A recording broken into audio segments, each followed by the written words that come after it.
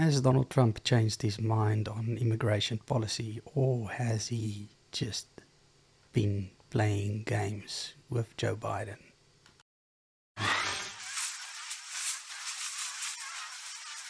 You take a look at Venezuela, you see what's happening there.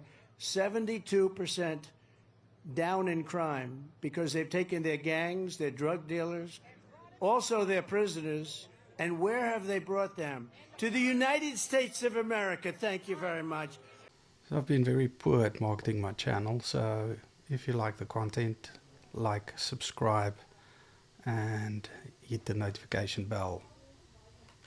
Look, one thing you need to credit Donald Trump for is the fact that he's always been consistent. I mean, the video I'm going to play for you is from 16 years ago, from a black person, leader in the community, who's talking about work being taken away from black people by Mexicans.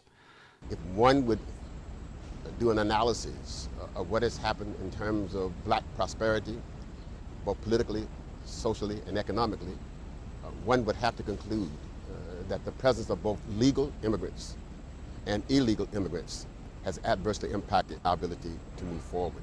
So, and if you go and look at his old videos, the way, you know, he had interviews, he's had policies, the same sort of policies. Don't give jobs to China, don't export the jobs to China. Reserve Bank issues, or that he has with the Federal Reserve. You know, the border crisis. He's been very consistent on specific items, and he's been like that for a long time. And I think his new policy that he's bringing out, contradicting what he's saying, isn't really that bad, because he's shown that, he's looked at the figures, and it's now shown that 1 million students, or close to 1 million students from majority China and India, especially India, are coming to, are studying inside of America, and they're contributing about 40 million rand towards the economy. So that's a lot of money to be, you know, rolling around in the country. And he's now wanting them, if they study in America, to stay there, to give them green cards, to let them stay there. That means he gets the cream of the crop. He gets to choose who he wants to stay in the country. That's not going to be good for the liberal Democrats, because they're going to have some steep competition in the, white collar jobs. Is it white collar jobs? Where you don't have to get your hands dirty. You don't have to work with your hands. So, y'all telling me there's a shortage on construction workers in America? Especially in Florida? Y'all, some of y'all need almost 500,000 construction workers. And y'all don't have the time to train the new people, and the white people, Europeans, they lazy, they don't do the work right. Black people, y'all ain't say nothing about the blacks. We been in construction, y'all kicked us out. They said we not paying these Negroes $25 an hour, $24 an hour, $30 an hour. Let's go hire these Mexicans with no documentation that's coming across the border, give them $9 an hour, $10 an hour. And they gonna work sun up to sundown, dance and eat mangoes. Meanwhile, kick the black brothers out. I was doing construction for 10, 11 years, bro. I went to school, I became a certified operator. I can operate every heavy equipment, I understand construction, I can read blueprints. But I left, I quit because Mexicans are racist. They don't want the brother on the machines. They rather see Jose or Rodriguez, a Mexican on it. And the Mexicans are racist. I'm in Texas, and they are racist out here. They rather see Mexicans. Which I actually take offense to. This one video clip I'm going to play, because this person talks about white people don't want the jobs.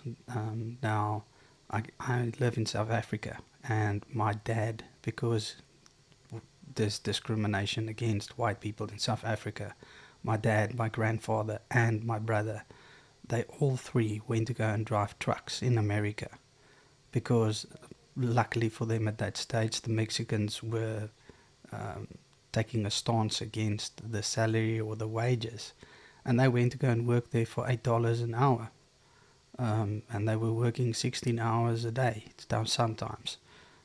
Sometimes there was no work because it was raining, and they would get no pay. So, I really do take offense about, with what he says there, but, everybody's got his opinion about everything, and I do think that some of what he says is valid. So I'm definitely going to play the video, because it has to have some validity inside of it. So, Joe, this comes after Joe Biden declared that he's now going to have a policy where you can, on an app from outside the country, you can now go and apply for refugee status. If you have a sponsor, family sponsor, you will have a proper credit check done on you. Not a credit check, a proper check done on you for criminal check and all kinds of things. And he spewed a bunch of figures out there. On my first day in office, some of you may recall who cover this area, and they cover it well, I sent Congress a comprehensive piece of legislation that would completely overhaul what has been a broken immigration system for a long time. Cracking down on illegal immigration, strengthening legal immigration, and protecting dreamers, those who have temporary protective status, and farm workers, who all are part of the fabric of our nation. But congressional Republicans have refused to consider my comprehensive plan. And they rejected my recent request for an additional $3.5 billion to secure the border and funds for 2,000 new asylum personnel, another asylum officers and personnel, and 100 new immigration judges, so people don't have to wait years to get their claims adjudicated, which they have a right to make a claim legally. And the failure to pass and fund this comprehensive plan has increased the challenges that we're seeing at our southwest border. No one knows this better than the Vice President. If they're seeking asylum, they can use an app on their cell phone called CBP1, O-N-E, CBP1, O-N-E. That's to spell it out, not the number one. To schedule an appointment at a port of entry and make their asylum claim there without crossing the border unlawfully, and have a decision determined by an asylum officer, do they qualify? Second, in October, we worked with the Mexican government to launch a new parole program. There's another program called, you all know it, but the public may not, called the parole program, that immediately showed results by reducing the number of people crossing the border unlawfully. The way this parole program works, one must have a lawful sponsor here in the United States who agrees to sponsor you to get here. Then that person has to undergo rigorous background checks and apply from outside the United States and not cross the border illegally in the meantime. If they apply and their application is approved, they can use the same app, the CBP1 app, to present at a port of entry and be able to work in the United States legally for 2 years. That's the process. But if their application is denied, or if they attempt to cross into the United States unlawfully, they'll be returned back to Mexico and will not be eligible for this program after that.